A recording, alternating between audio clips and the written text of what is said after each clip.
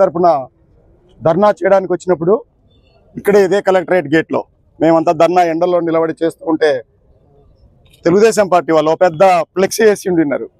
రైతులకు ఏమేం చేస్తూ ఉన్నారు, ఎంత ధర ప్రకటించి ఉన్నాము, ఏం జరుగుతుందని. ఈరోజు ఫ్లెక్సీ చేయండి. అరటికి ఎంత ధర ఇస్తున్నారో మీరు ఫ్లెక్సీ చేయండి. మొక్కజొన్న కనీసం మద్దతు ధర ఎంత ఉందో మీరు ఫ్లెక్సీ చేయండి. ఈ రోజు కొంటున్న ధర ఏందో చెప్పమనండి. గత ప్రభుత్వంలో మా ప్రభుత్వంలో ఉన్న ధర ఏందో చెప్పండి. మీరు మొక్కజొన్న కావచ్చు, కందులు కావచ్చు, వరి కావచ్చు, రైతులు నాశనం చేస్తున్నారు. మీరు ఇవన్నీ కూడా మేమేమి గుంతమ్మ కోరికలు కోరట్లేదు.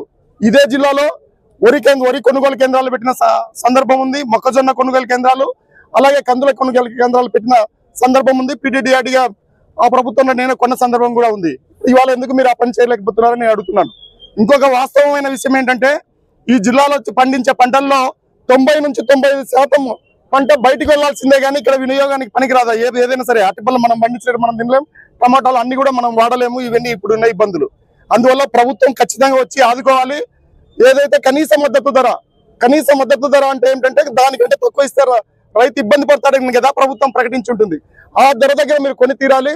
ఎప్పుడో మీరు 15 రోజులకు 16 రోజులకు కొంటామంటే ఈ లోపు చాలా నష్టం అవుతుంది. జస్ట్ మిమ్మల్ని వ్యాపారం చేయమని మేము అడగట్లేదు. ప్రభుత్వము కొనుగోలు కేంద్రాలను స్టార్ట్ చేస్తున్నాం, అది ఏ ప్రాంతాల్లో అనేది మీరు ప్రకటిస్తే ధైర్యంగా రైతు అమ్ముకోకుండా ఉంటాడు. ఇప్పుడే పక్క రాష్ట్రాలకు వెళ్ళి రైతు చాలా ఇబ్బందుల్లో పడుతున్నాడు అమ్ముకోవడం విషయంలో. అందువల్ల మేము గట్టిగా డిమాండ్ చేస్తున్నాం. వచ్చే సోమవారం రోజునే కళ్యాణదుర్గంలో కూడా RDO ఆఫీస్ ముందు ఇదే పంటల మీద కనీస మద్దతు ధరతో కొనాలనే విషయం పైన మేము ధర్నాకు కూడా దిగుతున్నాం.